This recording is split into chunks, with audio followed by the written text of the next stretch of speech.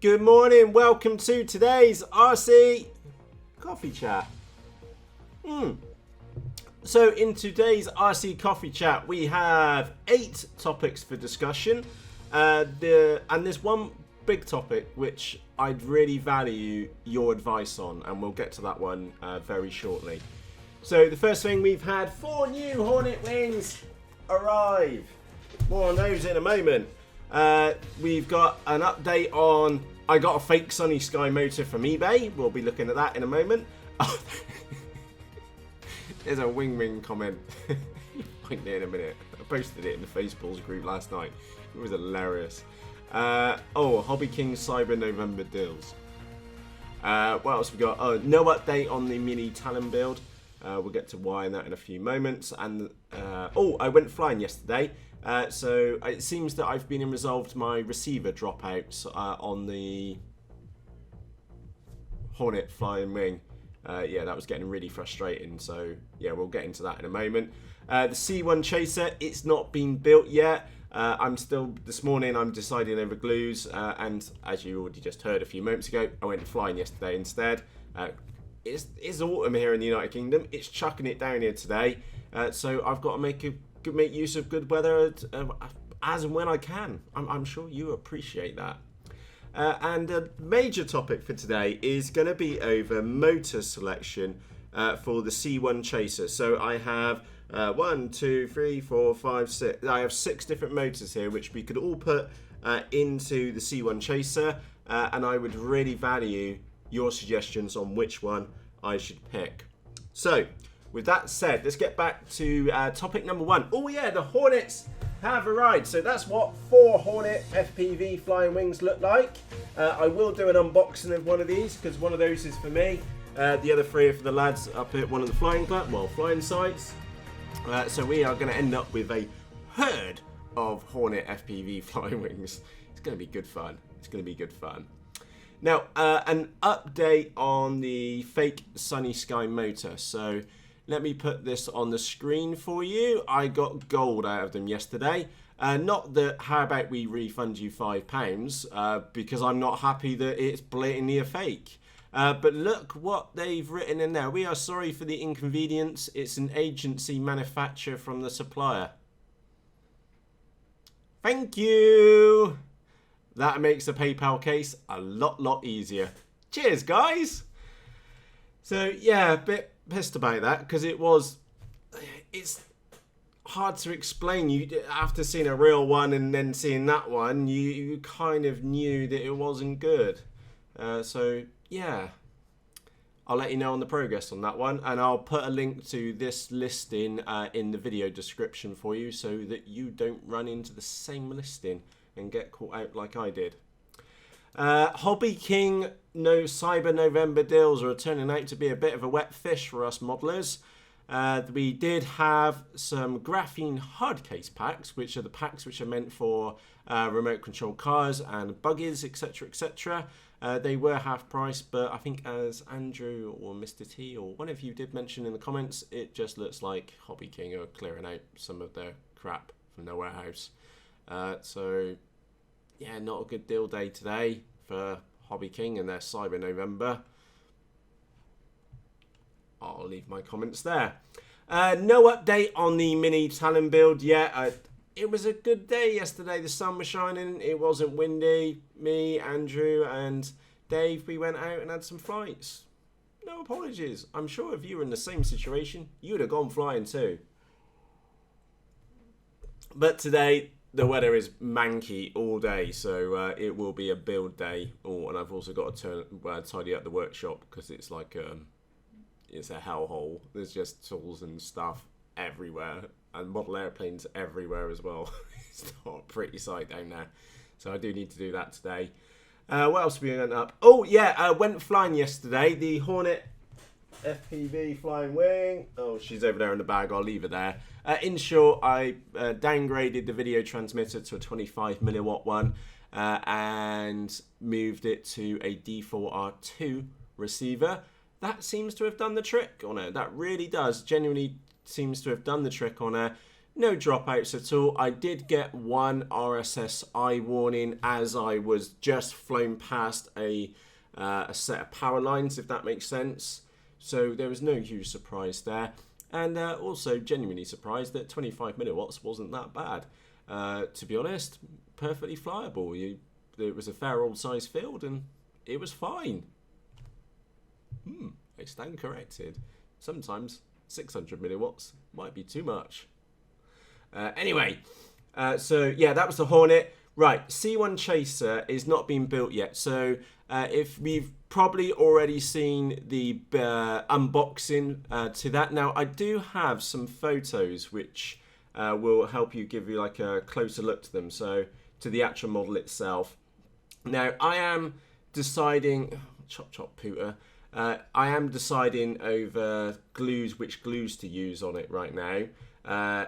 If I was in a hurry and if I wanted to have flown it yesterday in a rush, then I would have hot glued it.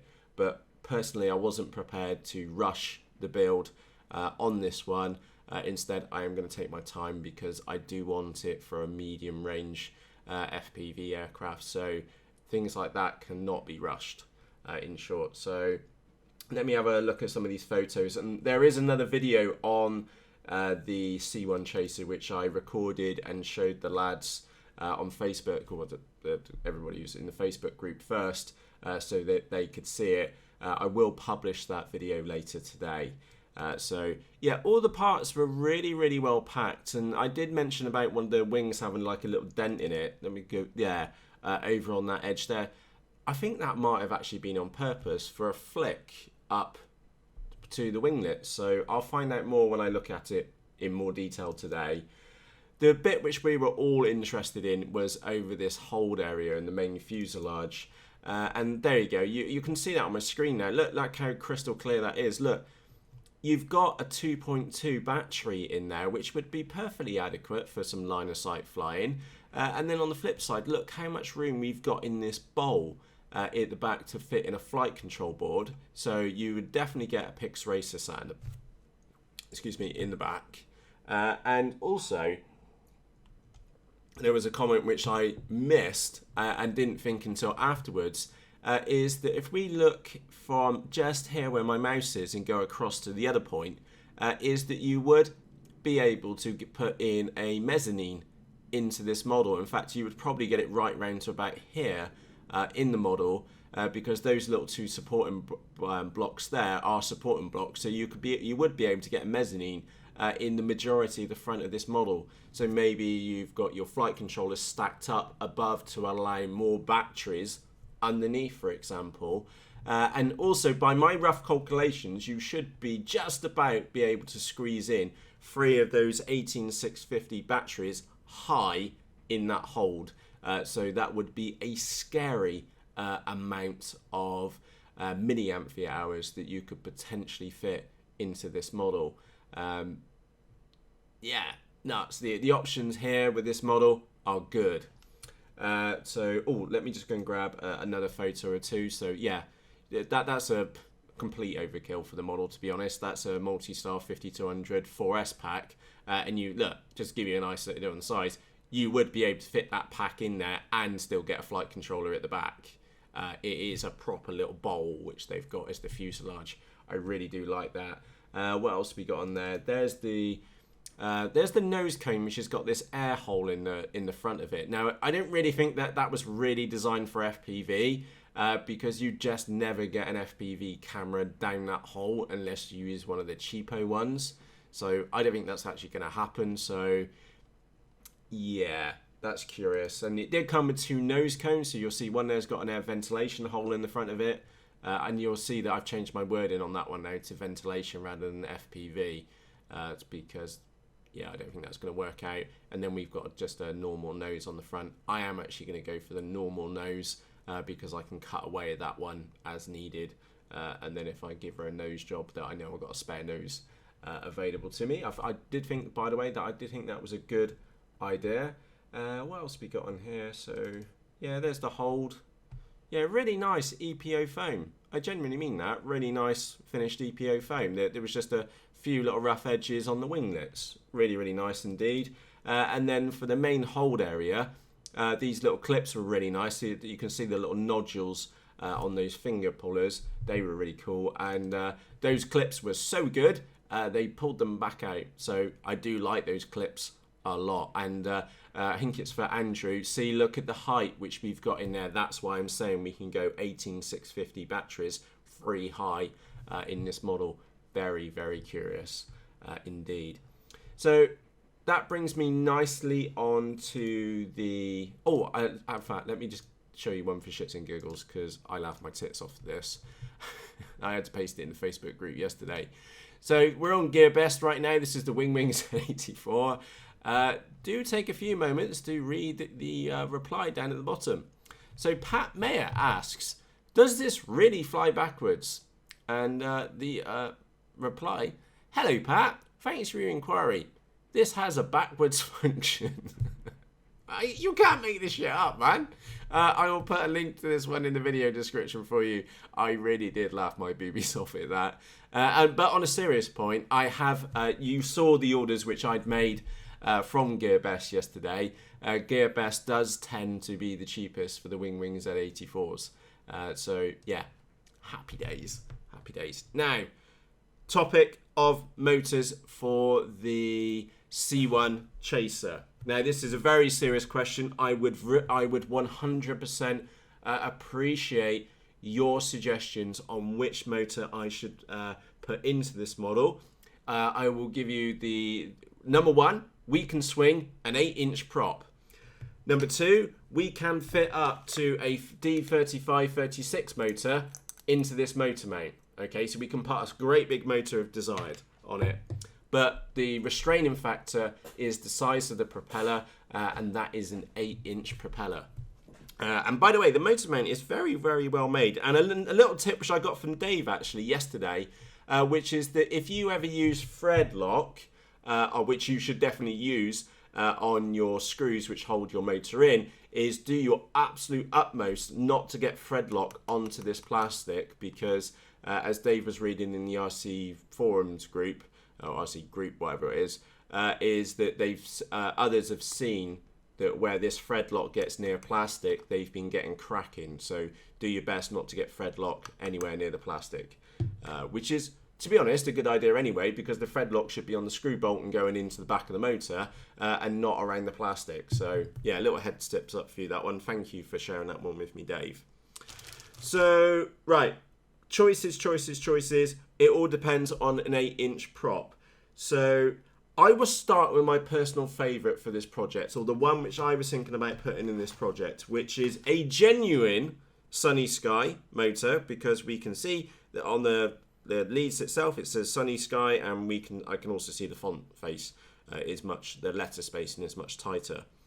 So in my hand I have a SunnySky X22 168 1252 can motor. Now, the reason why I'm thinking this one is the best one, in fact, let me just share that with you so you can see on the camera. Very sick little motor. The reason why I'm sharing this one with you, and the reason why I'm thinking this is a good choice for this model, is because I know Dave uses this motor in the Mini Talon, and he runs his on 4S. And the Mini Talon, which is actually a very big model, compared to, actually, it's about the same wingspan, just not so deep, and the payload is less, if that makes sense, is that with Dave's, his will cruise on 6 amps with an 8x6 prop, I believe. 6 amps. That's not a lot. That's not a lot at all. So with a lighter frame,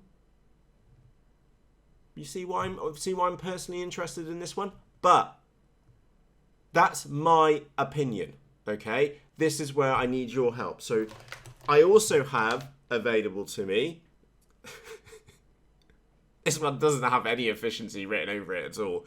Right, this is the Turnigy D2826 2200 kV motor with a 6x4 prop. Now this one is a lethal known combination. Personally speaking, if I was only going to be flying this model line of sight, then there would be no questions or debate here. Instead, go away little fly. God.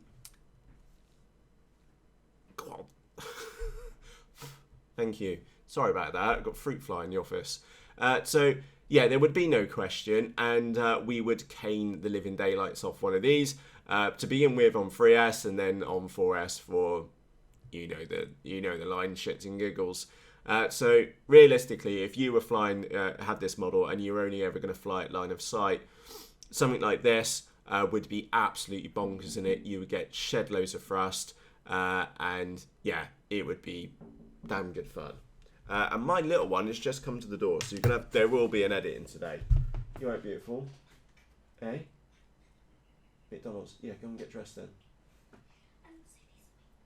Yeah, go and get her dressed as well. She's the one who woke me up. Ah, she wants McDonald's. Close the door while you're at it. Apologies, the kids are up. They want McDonald's for breakfast. Happy days. So, where were we? Yeah, D28, 26, 2200 kV. Rips the Sky, a new one. Would be great for a line of sight model if you were using that for a line of sight.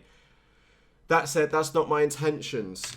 So I'm going to put that one to one side. I also have a Turnigy D28 22 14 1450 kV motor. So I'll pop that up on the camera for you. It's definitely not as big as the other options which I have here. But at about 1450 kV, that for me, I believe that's around about 7-inch. In fact, I have an 8x45 propeller on that one. So that could be an option. I don't know. What do you think about that motor? The other option which I've got here on my desk is a D2830. So with the D2822, I will put those side by side. This one has a slightly smaller can, whereas the D2830 is at 1000 kV, has a bigger can. So that one could be an option as well. And the other two motors in my hands, I have a D3536-8 1000 kV motor. Now, I know that one's completely inappropriate for this model because the kV potentially is a little bit low on it. That said, and the can size is massive, but it will fit on the back of the motor mount. But that said, I do have a 1450 kV motor version of this one available to me, and these are the ones which I run in my Tech Sumos, and they are absolutely bonkers. So that is also an option, but do remember the maximum propeller which we can fit on that model is an 8-inch propeller. And the last option, which if I didn't have the SunnySky would be my next choice, is, let me get this one out. It is an NTM prop drive, and it's a 2836 1400 kV. Okay, so that would personally, if I didn't have the SunnySky, I would have gone. I would perhaps put this one in, and yeah, it's a 1400 kV, which is, we are getting around the 7 or 8 inch propeller range. So gentlemen and ladies, that is the motor selection which I have. So I'm just going to quickly recap those. I have a SunnySky 1250 kV motor. I have a D28 26 2200 kV. That's just mental. I have a Turnigy D28 22 14 1450 kV motor. I have a Turnigy D2830 1000 kV. And I have either a D3536 1000 kV or a D3536 1450 kV. And the last motor which I have available for this project is a NTM prop drive 2836 1400 kV. I would be 100%. What am I trying to say? I'm basically saying that I would really value your input on which motor I should put in this C1. And the reason why I'd value for that, because there's quite a lot of options here, and I'm sure we've all been there when we go, well, I got these motors, and I don't know which one is going to be pretty good. What my requirements are, I'm thinking decent sized prop, so an 8-inch prop. I'm also thinking flight efficiency as well, but I would also like a little bit of thrust while we go along with it, because yeah, flight efficiency and having absolutely no thrust is not conducive to fun, especially if you've got large batteries in there. You do need quite a bit of thrust to get them to take off sensibly. So those are the motors which I've got. I will put all the details about these, well, the details which I know about these motors in the video description underneath this episode for you. So I'm going to leave you with the one question: which motor would you choose for this model, knowing what I intend doing with it? So do let me know. This is the nice thing about YouTube, is sometimes it's me unboxing unboxing a really cool model. Other times I get stuck. Let me know what your thoughts are. Now, on that note, Daddy's got to go and do his daddy duties. We're going to go off to McDonald's and have a muck around in the little play area. And by the way, who else doesn't go in the play area and play with the, you know, there's that little soft play, and they've got this little camera thing which is on the floor, and you can pop the balloons and stuff. Brilliant fun. Absolute brilliant fun. So, right, what should you expect from me over the next 2 days? Because I may or may not put a RC coffee chat up tomorrow. The reason for that is that it's a flying day on Sunday. I have the Mini Talon build to progress. I have the C1 Chaser build to get done for tomorrow, so we can get a maiden up and done out of the way. And yeah, that's about it really. Yeah, Mini Talon, C1 Chaser. Oh, you might actually even get a Hornet build as well, because I definitely do want a spare Hornet wing. So you might, I might get that recorded over this weekend, because like the weather's absolutely shocking here today. So, but the main topic of the day really is motor choice. And like I said, I will put links to these motors, not links, well, I'll put links to where I got them from. So you can see the specifications on them. But yeah, I am genuinely stuck. Personally, I'm leaning towards the SunnySky, but maybe the NTM would be a better choice. I don't know. Or maybe one of these other ones I've got. I don't know. Do you? If you do, or got any thoughts on that, let me know in the comments section underneath this episode. So with that said, from myself, Matt, with not as cold as yesterday's coffee, cheerios. Oh, and if you are flying today and the weather's not pants, happy days. Please chuck a battery in for me, because it is shocking here. So on that note, from myself, Matt, cheerios.